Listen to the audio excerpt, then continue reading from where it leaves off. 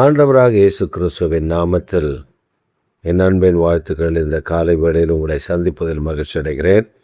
இன்றைக்கு நம்முடைய தியானத்திற்காக நாம் தெரிந்து கொள்கிற வேத வசனம் ஆதியாகமத்தின் புஸ்தகம் 49ஆம் அதிகாரம் 24ஆம் வசனம். ஆனாலும் அவனுடைய வில் உறுதியாய் நின்றது, அவன் புயங்கள் யாக்கோபுடைய வல்லவரின் கரங்களால் பலத்தன. இதனாலே அவன் மெய்ப்பனும் இஸ்ரவேலின் கண்மலையும் ஆனான்.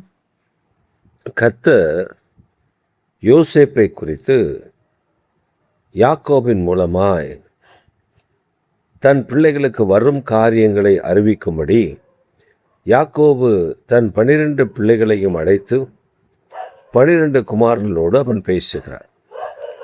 அப்படி இடைப்பட்டு பேசும் அந்த நேரத்தில் கர்த்தருடைய வார்த்தையை ஒவ்வொருவருக்கும் அறிவிக்கிறார். யோசேப்புக்கு அறிவிக்கும் பொழுது அவர் சொல்றார், அவன் வில் உறுதியாக நின்றது. சர்வ வல்லவருடைய புயம் அவனை தாங்கினது, காத்தது, வழி நடத்தினது. இதை ஆண்டவர் யோசேப்புக்கு செய்தார் என்று யாக்கோபு சொல்லுவதற்கான காரணம் ஒரு மிகப்பெரிய காரணம். யோசேப்பு தேவனால் தெரிந்தெடுக்கப்பட்ட பாத்திரம். அவனை சர்வ வல்லமையுடைய தேவன் அவனை அழகாக வழிநடத்தி வந்தார். சிறைச்சாலையில் இருக்கிறான், மனம் துவண்டு போகவில்லை. நெருக்கடியில் இருக்கிறான், மனம் சோர்ந்து போகவில்லை. பிரச்சனையில் இருக்கிறான், போராட்டத்தில் இருக்கிறான், மனம் கலங்கி போகவில்லை. அவன் உறுதியாக இருந்தான். சரித்திரத்தில் நாம் வாசிக்கும் பொழுது ஒரு காரியத்தை நாம் கவனமாய் பார்க்க முடிகிறது. ஜவஹர்லால் நேரு என்கிற ஒரு மாமனிதர், அவர் மோத்திலால் என்கிற அந்த பெரிய கோடீஸ்வரனுடைய குடும்பத்தில் வளர்ந்தவர், பிறந்தவர், வாழ்ந்தவர், நல்ல படித்தவர், உயர்ந்த நிலைமையில் உள்ளவர். ஆனால் அவர் வெள்ளைக்காரர்களால் சிறையில் அனுப்பப்பட்ட போது 1 வருட காலம் அவர் சிறைவாசம் அனுபவித்திருக்கிறார். ஆனால் எந்த புத்தகத்திலேயும் எந்த சரித்திர கையேடுகளும் என்னை இவ்வளவு கொடுமைப்படுத்தினார்கள், அவ்வளவு வேதனைப்படுத்தினார்கள், இதை செய்தார்கள், அதை செய்தார்கள் என்றெல்லாம் அவன் எழுதவில்லை. அவர் ஒருபொழுதும் அப்படி எழுதினதாக தெரியவில்லை. ஆனால் 1 வருட காலம் சிறை அனுபவம். பெரிய பணக்காரனுடைய மகன். அப்போ யோசேப்புடைய வாழ்க்கையிலையும் யோசேப்பு ஒரு பெரிய பணக்காரனுடைய மகன், 12 பிள்ளைகளில் ஒருவன். அவனை அடிமையாக விற்றெடுத்து சிறைச்சாலையில் கொண்டு போய் அடைத்து பல உபத்திரவ பாடுகள் பட்டாலும் அந்த பாடுகள் எல்லாம் கடந்து வந்த யோசேப்பு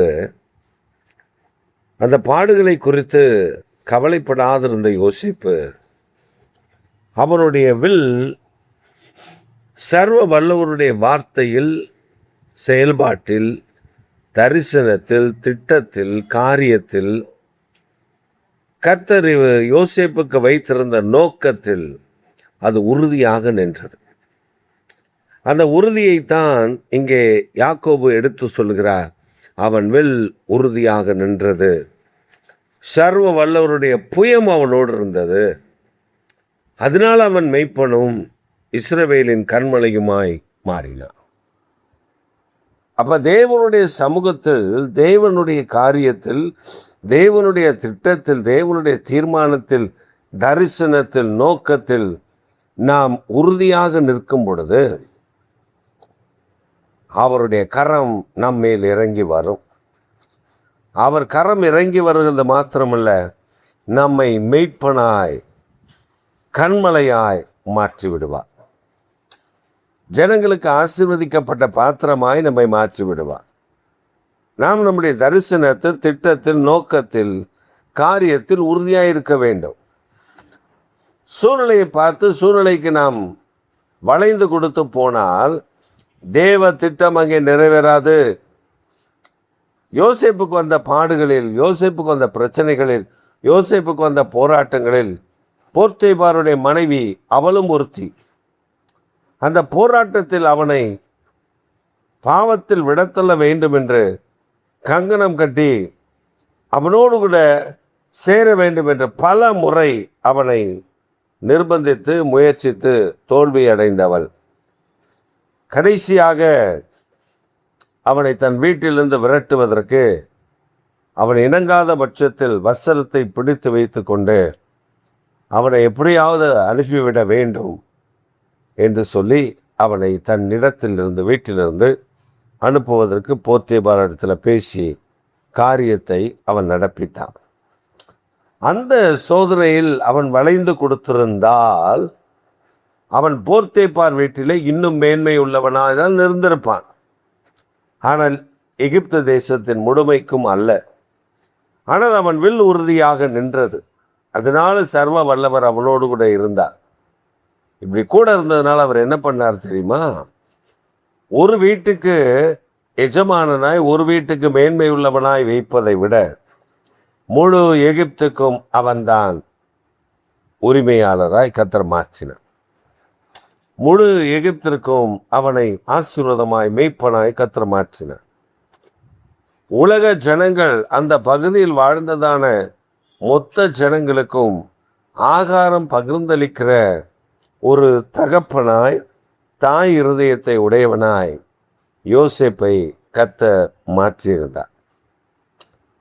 அவனுடைய வாழ்வில் எத்தனையோ நெருக்கடி வந்த பொழுதும் அவன் தேவனுக்காக வைராக்கியமாய் நின்றது தான் இங்கே பெரிய ஆசீர்வாதம். நம்முடைய வாழ்க்கையில் நம் ஆண்டவருக்காக எப்படி வைராக்கியம் உடையவர்களாக இருக்கிறோம் என்பதுதான் முக்கியம். நாம் ஆண்டவருக்காக வைராக்கியம் உடையவர்களாக இருக்கிறோமா? அல்லது மனிதனுடைய சத்தத்தை, மனிதனுடைய காரியத்தை கேட்டு அவனுக்கு பின்பாக சென்று விடுகிறோமா? இன்னைக்கு அநேகர் அதை செய்ததினால்தான் தோல்வி. இன்னைக்கு அநேகர் செய்கிறதுனால்தான் அவர்கள் ஊழியத்தில் வெற்றி இல்லாமல் போகிறது.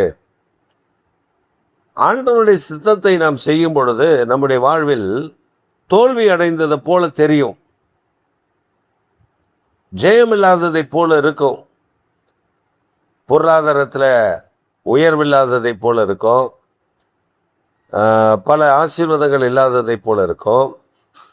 இதெல்லாம் நம் தேவனுடைய திட்டத்தில் நாம் நிற்கும் பொழுது இவைகள் எல்லாம் நமக்கு இல்லாததை போல தெரியும். ஆனால் சர்வ வல்லவருடைய புயமும் சர்வ வல்லவரும் நம்மோடு கூட இருக்கிறதை நாம் அறிந்திருப்போம். அப்போ அநேகர் சொல்லுவாங்க, இது இப்படி பண்ணியிருக்கலாமே, பண்ணியிருந்தா ஒரு பெரிய ஆசீர்வாதம் வந்திருக்குமே, இது கிடைச்சிருக்குமே அப்படின்னு. அந்த ஆசீர்வாதத்தை தேடி போன பலரை நான் பார்த்துருக்கிறேன். அவருடைய வாழ்க்கையில் சில நேரங்களில் ஜீரோவில் வந்து நிறுத்தப்பட்டிருப்பார்கள், நிறுத்தப்பட்டிருக்கிறார்கள். அதனால்தான் யோசேப்பு அனுபவசாலியாக இருந்தான். அவனுக்கு தெரிந்தது. அவன் சொன்னான், என்ன தெரியுமா சொன்னான்? நான் இந்த பாவத்துக்கு எப்படி உடன்படுவேன்? அவனை தூக்கி சிறையில் போட்டாங்க. கர்த்தர் அவனை சிறையிலிருந்து ஆளுகைக்கு கொண்டு வந்தார். அதில் ஒரு பெரிய ஹைலைட் என்னன்னா, பார்வோன் சிங்காசனத்தில் உயர்ந்திருப்பார். மற்றபடி எகிப்து முழுவதும் இந்த யோசேப்பு தான் உயர்ந்திருப்பார். இப்போ போர்த்திபார் இருக்கார்ல, அவருக்கு அதிகாரியும் யோசேப்பு தான். போர்த்திபாருக்கு அதிகாரியும் யோசேப்பு தான். யோசிச்சு பாருங்க, போர்த்திபார் என்னெல்லாம் பண்ணியிருந்தானோ, இவன் நினச்சிருந்தா படி வாங்கி தரமட்டமாக அழித்து போட்டிருக்கலாம். அது செய்யலை. இவன் என்ன நம்ம செய்தான்? எல்லாரையும் அரவணைக்கிற ஒரு தகப்பனை போல. அதனால தான் வேதம் சொல்கிறது, அவன் மெய்ப்பனும் கண்மலையும். இந்த காலை வேளையில் உங்களுடைய வாழ்க்கையிலையும் நீங்கள் ஆண்டவருடைய காரியத்தில் உறுதியாய் நின்று பாருங்கள். உறுதியாக நீங்கள் நிற்கணும். மற்றவங்களை பார்க்கக்கூடாது, மற்றவங்களை குறித்து கவலைப்படக்கூடாது. உங்களுக்கு ஆண்டவர் தந்திருக்கிற திட்டத்தில் நீங்கள் சரியாய் நின்று செயல்பட்டீர்கள் என்றால் சர்வ வல்லவருடைய புயம் உங்கள் மேல் இருக்கும். நீங்கள் மெய்ப்பனாயும் கண்மலையாயும் காணப்படுவீர்கள். இதைத்தான் இந்த காலை வேளையில் நமக்கு வாக்காக அளிக்கிறார். தொடர்ந்து நாம் அவரை முன்னிறுத்தி அவர் திட்டத்தில் நிலைத்திருந்து தேவனுடைய நாமத்தை மகிமைப்படுத்துவோமாக. ஆமேன்.